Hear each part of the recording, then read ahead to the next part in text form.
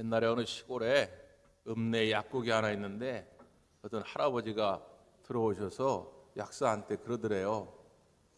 선생님, 진짜 약사 맞아요? 아니, 맞죠. 여기 보세요. 여기 약사 자격증 있잖아요. 아니, 여기서 약 저간 사람 가운데 혹시 부작용 있는 사람 없어요? 아니, 없다니까요. 그러면 바카스 하나 주세요. 그랬다는 거예요. 이 할아버지는 이 약사를 참 시시하게 만든 거 아닙니까? 째째하게 만든 거죠. 근데 우리가 신앙생활 하면서 혹시 여러분 우리 하나님을 너무 시시하게 믿고 계시진 않습니까? 하나님 정말 살아계신 분 맞아요? 하나님 정말 전능하신 분 맞습니까? 하나님 정말 저를 사랑하시는 분 맞아요?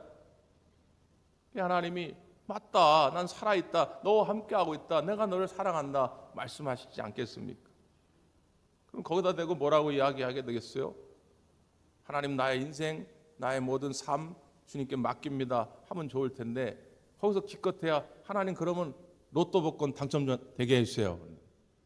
아니, 하나님 보실 땐 굉장히 시시한 거예요. 여러분, 우리가 돈에 얽매여서 살다 보니까 그게 커 보일 뿐이지, 하나님은 그거 말고 우리에게 영원한 생명을 주시려고 이 땅에 예수 그리스도를 보내신 줄 믿습니다.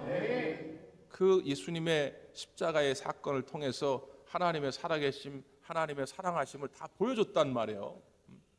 그런데 이걸 못 믿는 게 문제죠. 그 믿음이 없다 보니까 쉽게 어떤 상황 속에, 어떤 현상 속에 좌절하고 절망할 수밖에 없죠.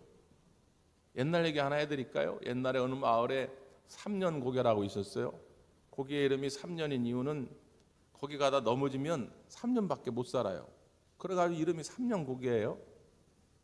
근데 어느 할아버지가 조심조심 가다가 그만 거기서 넘어지게 된 거죠.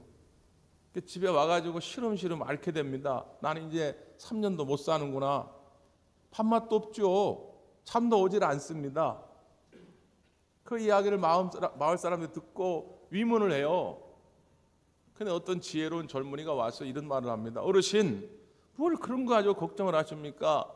한 번 넘어지면 3년밖에 못 산다고 했으니까 2번 넘어지면 6년을 사는 것이고 3번 넘어지면 9년을 사는 것이고, 한 10번 넘어지면 30년은 사는 거 아닙니까? 할아버지가 가만히 생각해보니까 그 말도 일리가 있단 말이에요. 그래 갑자기 벌떡 일어나가지고 그래 가자. 그래가지고 그 3년국에서 이리 뒹구르고 저리 뒹구르고 말이죠. 한 10번은 더 넘어졌다 그 말이에요. 그래가지고 만수, 무강, 장수하게 되었다 그 말이에요. 성경에 나오는 얘기가 아니라 옛날 얘기다 그 말이에요. 옛날 얘기. 여러분, 어리석은 인간은 어떤 상황, 현상에 얽매여서 거기다 내 인생을 맡깁니다. 그래서 소위 말하는 운명론이 나오는 거예요. 잘 모르는 사람들은 기독교를 비판할 때 기독교는 운명론을 가르친다고 말하는데 절대 그렇지 않습니다. 우리는 처해진 상황이 하나님이 내게 주신 달란트, 선물임을 믿고 감사할 뿐이에요. 그러나 거기에 머물지 않습니다. 하나님은 또 다른 축복의 땅을 우리에게 예비해 놓았다고 하는 걸 믿고 우리는 한 걸음 한 걸음 더 나가는 거예요. 거친 길도 오르막길도 믿음을 가지고 나갑니다. 그래서 기독교 복음이 증거되는 나라, 기독교 복음이 들어간 민족, 기독교 복음이 들어간 가정과 가문일수록 점차 좋아지는 역사가 일어나게 되는 것이죠. 절대로 그 자리에 그냥 머물러 있지 않아요. 우리는 운명론을 믿지 않습니다.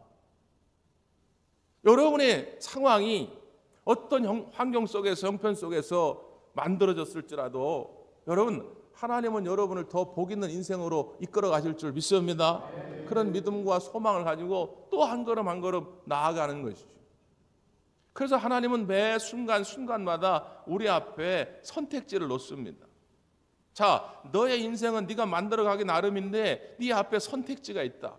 네가 어떻게 선택을 하느냐에 따라 가지고 너의 인생이 점점 복 있는 인생이 될 수도 있고 아니면 반대일 수도 있다.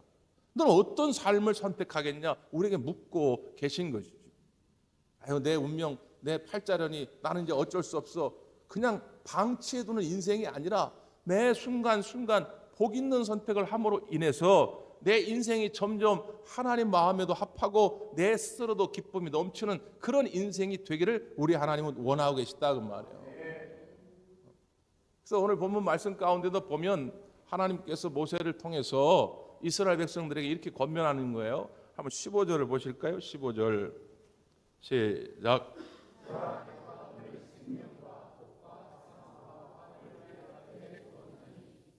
자, 두 가지 길이 있습니다. 생명과 복의 길이 있어요.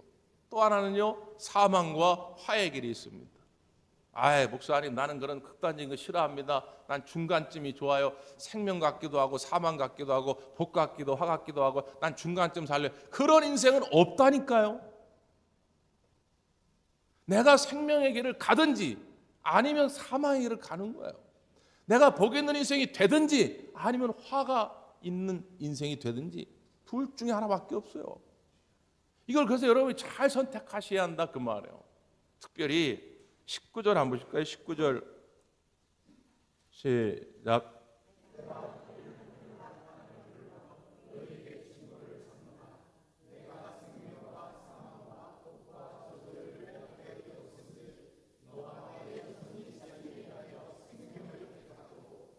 여러분은 뭘 택해야 하느냐? 생명을 택해야 합니다. 왜 생명을 택해야 한다고요? 살기 위해, 살기 위해. 사는 방법이 거기에 있어요. 사망의 길은 죽는 길입니다. 망하는 길이란 말이에요. 그러니까 살기 위해서 생명의 길을 택하라는 거예요. 그런데 거기에 너만이 아니라 너와 내 자손이 그랬어. 너와 내 자손이 살기 위하여 생명을 택하라는 것입니다. 오늘 기독교 교육 진흥주일로 우리 감리교회가 전체 지키고 있습니다. 이런 주의를 일부러 택하고 강조하는 이유는 뭐겠습니까? 이게 중요하기 때문에. 기성세대가, 선배들이, 부모들이 어떻게 선택하고 어떻게 가르치냐에 따라서 우리 아이들, 우리의 후배들, 우리의 다음 세대들의 거기에 삶이 달려져 있기 때문에 이게 중요한 거예요. 그래서 기독교 교육을 강조하는 거 아닙니까? 그래서 힘이 들어도 부지런히 가르쳐야 돼요. 이 길이 너희들이 사는 길이다. 이 길이 생명의 길이다. 가르쳐야 한다. 추석 명절에 우리가 뭘 선물해 주면 좋겠습니까? 동서고금을 막론하고 명절날 오랜만에 가족들이 만나가지고 받고 싶은 제1의 선물은 부모나 자식이나 돈이에요. 돈. 돈 주면 싫은 사람은 없죠. 그러나 여러분 그게 전부이면 되겠습니까? 여러분이 용돈을 주시더라도 오랜만에 만난 자녀들, 손주들에게 용돈을 주시더라도 그걸 뛰어넘는 생명의 길을 알려주셔야 되지 않겠냐 그 말이에요. 오히려 돈 때문에 사망의 길을 가면 여러분은 오히려 그 아이들의 인생을 망치는 겁니다. 정말 중요한 것이 뭐냐? 야, 너희들은 생명의 길을 택해야 한다. 사는 길이 여기 있단 말이죠. 문제는 뭐냐? 우리의 마음 다 그렇죠. 생명의 길을 택하고 싶은데 그게 참 쉽지가 않죠. 마태복음 7장 13절에 보면 예수님도 이런 말씀을 합니다. 좁은 문으로 들어가라. 멸망으로 인도하는 문은 크고 그 길이 넓어 그리로 들어가는 자가 많고 생명으로 인도하는 문은 좁고 길이 협착하여 찾는 자가 적음이라 말씀합니다. 예수님도 비유적으로 두 가지의 문, 두 가지의 길을 안내하는 거죠. 하나는 좁은 문, 좁은 길이 있고 하나는 넓은 문, 넓은 길이 있다는 거예요. 근데 사람들은 딱 보니까 넓은 문, 넓은 길이 좋아 보여. 재밌어 보여. 거기에 내 인생 행복이 있는 것 같아. 그러니까 많은 사람들이 그 길로 간다는 거예요. 그런데 그 넓은 문, 넓은 길은 결국 멸망의 길이더라는 거죠. 그걸 몰라. 그 끝이 멸망이라고 하는 걸 모르기 때문에 가는 거예요. 그런데 좁은 문이 있습니다. 좁은 길이 있어요. 거긴 재미없어 보여. 지루해 보여. 어려워 보여. 그런데 그 길이 생명의 길이더라는 거예요. 가는 사람이 적어요. 그런데 우리들은 이미 하나님으로부터 그 믿음의 길, 생명의 길이 어떤 길인지 알았기 때문에 자, 좁은 길로 가야, 좁은 문을 통과해야 생명이 있다. 이걸 알고 있잖아요. 그러면 그게 힘들더라도 그 길을 가르쳐야지. 거기에 사는 길이 있다는 걸 여러분 가르쳐야 될 거 아닙니까? 저 시말리아에 가면 고산족들이 있거든요. 고산족. 그 사람들이 생계수단 가운데 중요한 것이 사냥입니다. 사냥. 때가 되면 이제 시장이 열려요. 시장에서 이제 사냥을 사고 파는데 딱 봐가지고는 잘 몰라요. 어떤 거는 작고 어떤 건 크고 어떤 건 건강해 보이고 어떤 건 병약해 보이고 막 그런데 거기선 잘 몰라. 그래가지고 이제 살 사람들이 어떻게 하냐면 그 양들을 데리고 산 비탈길로 가봅니다. 히말리아 비탈길은 굉장히 가파르거든요. 거기를 가가지고 양을 풀어놓아요. 그럼 어떤 양들은 먹이를 찾아 위로 올라갑니다. 근데 어떤 양들은 먹이를 찾아 밑으로 내려가요. 왜? 밑으로 내려가는 게 쉬우니까. 자, 그럼 여러분 생각할 때 위로 기어 올라가는 그 양이 비싸게 가격이 매겨질까요? 밑으로 내려가는 양이 비싸게 매겨질까요? 당연히 위로 올라가는 양이 비싸게 매겨집니다. 지금은 비록 체격이 작고 지금은 약간 병약해 보일지라도 그 비탈길을 올라서 먹이를 찾는 양들은 1년이 지나고 2년이 지나면 살이 찔 거예요. 더 강해질 거란 말이죠. 그런데 지금은 당장 쉽다고 밑으로 내려가는 그런 양들은 밑으로 내려가면 혀끝 끝에는 먹이가 없어요. 굶어 죽게 돼 있단 말이에요. 그러니까 위로 올라가는 양을 택하게 돼 있어요. 사랑하는 성도 여러분, 그냥 놔두면 우리의 자녀들은 넓은 길로 갑니다.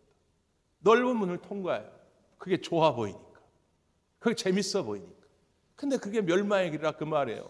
지금은 비록 오르막길이고 거친 길이고 좁은 길일지라도 그 길이 생명의 길이라면 여러분도 그 길로 가시고 여러분의 자손들에게도 그 길을 가르칠 수 있기를 간절히 바랍니다. 그러면 그 길은 어떤 길이냐 말이죠.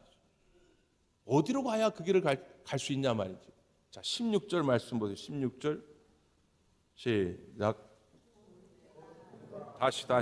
다시 16절 안 떴어요?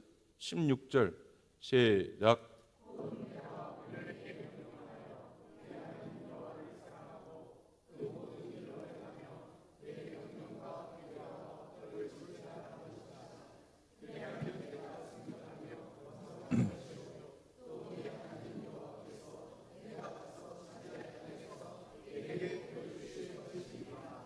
아멘. 첫째로 기억해야 할 것이 뭡니까? 내게 명령하여 내 하나님 여호와를 사랑하고 그랬습니다. 그러니까 생명을 택하고 복을 택한다고 하는 건 뭐냐? 하나님을 사랑하는 거예요. 그럼 하나님을 사랑하는 것의 반대는 뭘까요? 하나님을 미워하는 것일까요? 자, 그 반대는 이렇게 설명하고 있어요. 17절. 그러나 내가 만일 마음을 돌이켜 듣지 아니하고 유혹을 받아 다른 신들에게 절하고 그를 섬기면 내가 오늘 너희에게 선언하노니 너희가 반드시 망할 것이라. 너희가 요단을 건너가서 차지할 땅에서 너희의 날이 길지 못할 것이니라 말합니다. 그러니까 하나님을 사랑하는 것의 반대는 하나님을 미워하거나 무관심하거나 그 정도가 아니에요. 하나님 사랑의 반대는 뭐냐? 다른 신을 섬긴다는 거예요. 우상 숭배라는 것입니다. 그러니까 야, 하나님을 사랑하진 않더라도 아유 쟤는 그냥 성품이 착해 온화해 그냥 법 없이도 살아야 그냥 어떻게 잘 복 있는 인생이 되겠지. 천만의 말씀이라는 거예요. 하나님을 사랑하지 않는 길은 우상 숭배로 가게 돼 있다 그 말이에요. 여러분 우상 숭배가 뭡니까? 절간에 가가지고 불상에다 절하는 것만 우상 숭배입니까? 그게 아니라 사람들은 뭔가를 붙잡게 돼 있어요. 예외가 없습니다. 부자든 가난하든 노인이든 젊은이든 누구나 다 자기의 인생에 무언가를 붙잡아야 돼요. 근데 하나님을 사랑하지 아니하는 사람은 하나님 대신에 뭔가를 자꾸 붙잡게 돼 있다 그 말이에요. 그게 우상이더라는 거예요. 그게 돈일 수도 있고요. 그게 어떤 사람일 수도 있고 그게 어떤 세상 권세일 수도 있고 그것에 빠져서 살아갑니다. 그래서 어떤 이들은 약물에 중독되기도 하고 말이죠. 사랑하는 성도 여러분, 나와 우리의 자손들이 그런 길로 가기를 바라는 사람은 누가 있겠습니까? 그러니까 여러분은 담대한 마음으로 확신을 가지고 하나님을 사랑하는 길이 사는 길이다. 하나님을 사랑하는 길이 복 있는 길이다. 선포할 수 있기를 바랍니다. 그러려면 내가 먼저 하나님의 사랑을 깊이 깨달아야 되고 그리고 사랑하는 나의 자손과 나의 형제들에게 그 하나님의 사랑을 깨닫게 해줘야 돼요. 왜냐하면 인간의 의지를 가지고 사랑하는 것은 늘 제한적입니다. 오랜만에 명절에 만났는데 얘가 좀 달라졌어. 야, 너 몇 년 전까지만 해도 부모한테도 잘하고 그러더니 그리고 너 형제들한테도 잘하더니 너 좀 이상해졌다. 아이 지금 나도 먹고 살기 힘들어 죽겠는데 뭘 내가 부모를 챙기고 내가 뭘 형제들을 챙기냐고. 아니 분명히 한 2, 3년 전까지만 해도 그렇게 효자 노릇하고 효녀 노릇하던 애였는데 지금 갑자기 사업이 어려워지니까 애가 강팍해진 거예요. 근데 부모도 눈에 안 들어오고 형제들도 눈에 안 들어오는 거 왜? 내가 살기 힘드니까. 그러니까 인간이 가지고 있는 이 의지적인 사랑은 매우 제한적이에요. 메말라갈 수밖에 없어요. 그래서 우리가 하나님을 사랑하고 이웃을 사랑한다고 하는 것은 먼저 하나님이 내게 부어주시는 사랑을 내 안에 충분히 가지고 있어야 돼요. 그래서 그 하나님의 사랑을 나눌 때에 비로소 마르지 않는 그런 사랑하는 인생이 될 줄 믿습니다. 하나님의 사랑을 먼저 깨달으셔야 돼요.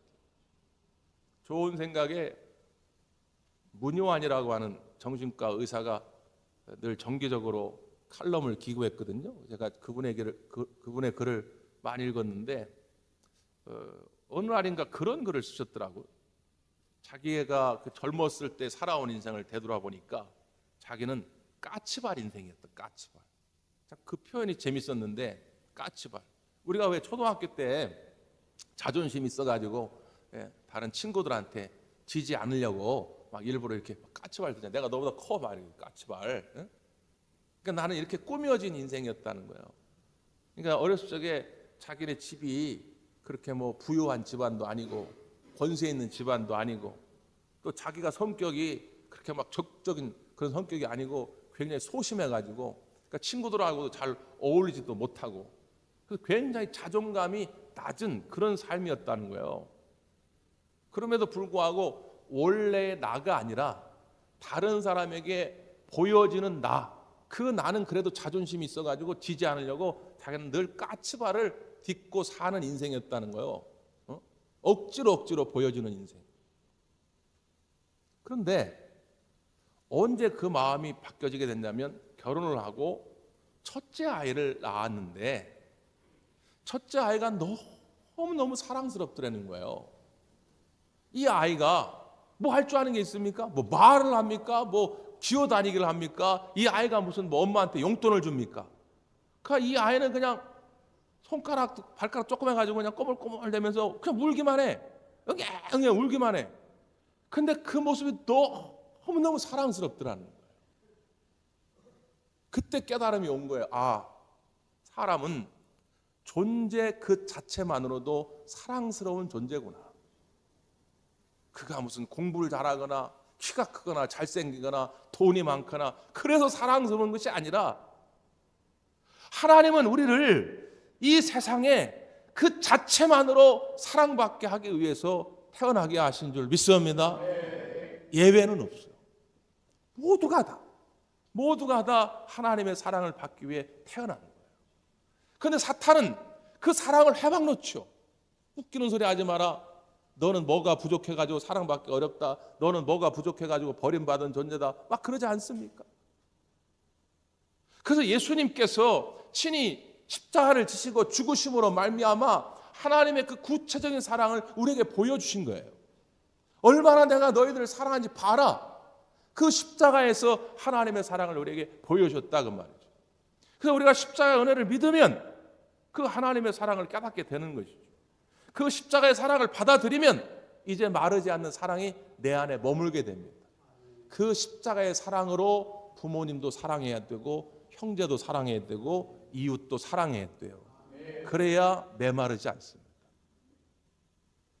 돈 있을 때만 효도하고 돈 있을 때만 사랑하고 이런 게 아니라 십자가의 사랑으로 사랑할 때 내가 사업이 잘 되든 못 되든 내 형편이 여유가 있든 없든 상관없이 내 부모도 형제도 사랑할 수 있게 돼요.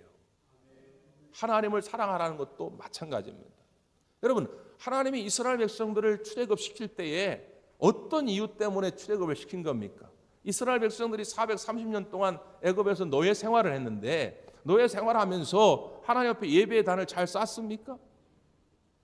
하나님을 영화롭게 했습니까? 하나님을 기쁘시게 할 만한 어떤 일을 했습니까? 그래서 된 게 아니에요. 출애굽을 시킨 이유는 단 한 가지예요. 하나님이 그들을 사랑하셨기 때문입니다. 출애굽기 3장 7절에 보면 모세를 불러가지고 하나님이 출애굽 계획을 알려주십니다. 내가 이 백성을 건져내려고 하는데 그 이유가 있다. 내가 그들의 고통을 보았다는 거예요. 그들의 부르짖음을 들었다는 거예요. 그들의 근심을 내가 알게 되었다는 거예요. 출애굽의 시작은 하나님의 사랑입니다. 이스라엘 백성들이 뭘 잘해서가 아니에요. 그러니 내가 너희를 사랑함으로 출애굽을 해서 이제 가나안 땅에 들여보내게 될 테니 너희들도 나를 사랑하라는 거예요. 사랑하는 성도 여러분, 오늘 우리가 이 자리에 모여서 구원받고 하나님 앞에 찬양하고 영광 돌리게 되면 다 하나님의 사랑으로 된 줄 믿습니다. 그 하나님의 사랑을 먼저 받았으니 이제 우리도 하나님을 사랑하라는 거예요. 왜 이게 중요합니까? 로마서 8장 28절에 보면 하나님을 사랑하는 자 곧 그의 뜻대로 부르심을 입은 자들에게는 모든 것이 합력하여 선을 이루니라 말씀합니다. 하나님을 사랑하는 자, 하나님을 사랑하는 자들에게는 모든 것이 합력하여 선을 이루게 돼 있어요. 그러니까 하나님을 사랑하는 인생을 살면 좋은 것도 좋은 거고 나쁜 것도 좋은 거예요. 성공도 좋은 거고 실패도 좋은 거예요. 왜요? 하나님을 사랑하는 자에겐 모든 것이 결국 선을 이룰 것이기 때문에. 그래서 하나님을 사랑하는 길이 생명의 길이요 복 있는 길이다 그 말이에요.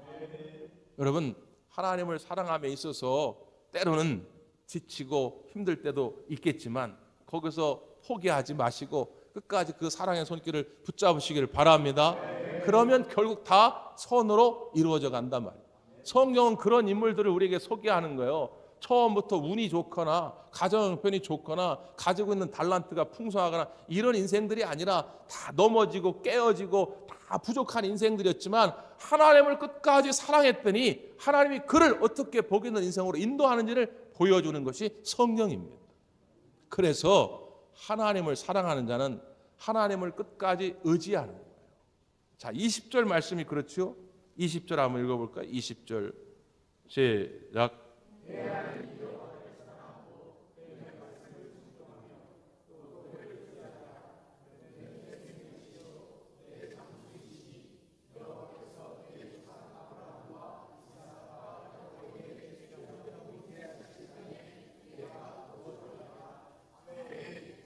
16절 말씀의 반복이기도 한데 여기서는 조금 다른 표현을 하나 쓰죠. 그의 말씀을 청종하며 또 그를 의지하라 이렇게 말합니다.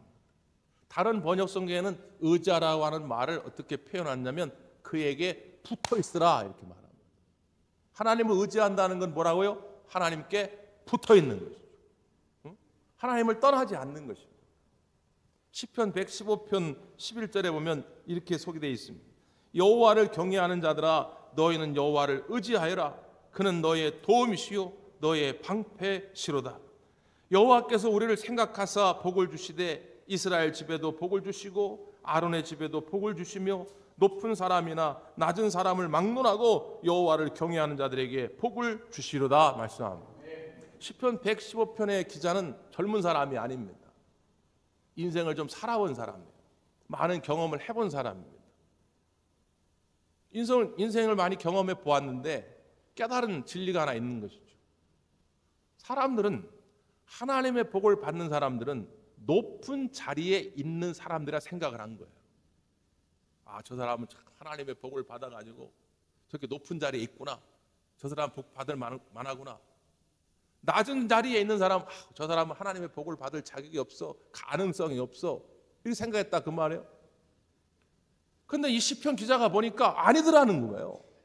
하나님은 모든 사람에게 복 주시기를 원하는데 높은 자리에 있거나 낮은 자리에 있거나 상관없이 복 주시기를 원하는데 어떤 사람에게 복 주시기를 원하냐? 하나님을 경외하는 자라 그 말. 하나님을 경외한다는 게 뭡니까? 끝까지 하나님을 의지하고 하나님을 바라보는 자에게 하나님은 복 주시기를 원하신다 그 말이에요. 여러분, 그 여러분과 여러분의 자손들이 여러분의 가문이 복 있는 인생이 되기를 원한다면 끝까지 하나님을 바라볼 줄 알아야 한다 그 말이죠. 문제는 뭐냐? 사탄은 그 시선을 흔들어 놓습니다. 하나님께 고정하지 못하도록, 하나님을 의지하지 못하도록 여러 가지 방법을 통해서 하나님은 흔들어 놔요. 옛날 6.25 전쟁 때 김선태라고 하는 아이가 있었어요. 10살 먹었는데 그 6.25 전쟁이 일어나서 포탄이 떨어져가지고 부모님이 하루아침에 돌아가십니다.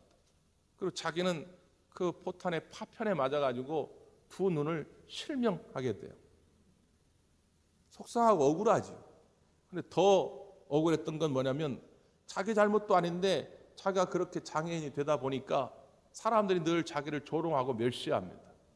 아유, 저 빌어먹을 놈, 저 쓸모없는 놈, 연병 걸려 죽을 놈. 아니, 자기가 잘못했습니까? 포탄에 맞아가지고 그냥 실명됐는데 지금도 어렵지만 그때는 그런 장애를 가지고 산다는 게 거의 거지 같은 인생을 살아가다 보니까 사람들이 이렇게 놀리는 거예요. 그때 그가 붙잡을 수 있었던 건 오직 하나님밖에 없었다는 거예요. 사람들이 다 나를 조롱하고 멸시하고 버린다 할지라도 우리 하나님은 나를 끝까지 사랑하심을 그는 믿고 있었다는 거예요. 그래서 그가 나중에 목사가 됩니다. 그리고 지금 저 서울 강서구에 가면 실로암 안과라고 큰 병원이 있는데 그 실로암 안과의 병원 원장이 돼요. 지금도 그래서 어렵고 힘든 사람들, 돈 없어서 수술을 못하는 사람들의 개안 수술을 돕는 그런 병원입니다.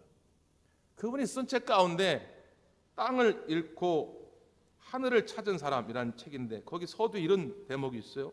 나는 세상의 눈으로 볼 때 참으로 가난한 사람이었다. 어린 나이에 부모님을 여의었고 두 눈도 잃었고 친구도 잃었다. 친척도 잃었고 건강도 잃었으니 희망도 재산도 잃었다. 평범한 사람들이 세상에 태어나서 갖게 되는 가장 기본적인 것들을 모두 잃은 것이다. 하지만 나는 모든 것을 잃었기 때문에 하늘을 찾을 수 있었다. 땅을 잃은 대신 내가 얻은 제일 큰 기쁨은 하나님의 아들이 된 특권이었다.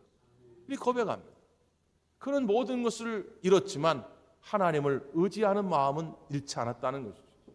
그때 하나님께서 그에게를 이끌어 가시고 생명의 길을 복 있는 길로 안내하신 것이죠. 지금도 마찬가지입니다. 여러분, 내가 아무것도 할 수 없을 것 같은 상황이 됐을 때 오히려 그것이 끝이 아니라 하나님의 능력이 나타날 시점이에요. 홍해 앞에서 모세가 뭐라고 합니까? 너희는 가만히 있어. 너희는 가만히 있어. 하나님의 구원을 보라, 이렇게 말합니다. 여호수아가 여리고성을 돌 때 어떻게 합니까? 너희는 조용히 하라. 입 밖에 아무 소리도 내지 마라. 떠들어봐야 근심하고 걱정하고 원망하고 불평하는 수밖에 없으니까 그 성을 돌 때 조용히 하라. 그런데 마지막 바퀴 돌 때 그때 함성을 지렀더니 여리고성이 무너진 거 아닙니까? 여러분, 지금도 마찬가지입니다. 내가 아무것도 할 수 없는 것 같을 때 오히려 그 순간 하나님의 놀라운 능력과 기적이 이루어질 수 있는 시간이에요. 그러니까 절대로 낙심하지 말고 하나님을 의지하고 하나님을 사랑함으로 말미암아서 선한 인생, 복 있는 인생이 되기를 간절히 바랍니다. 기도하겠습니다.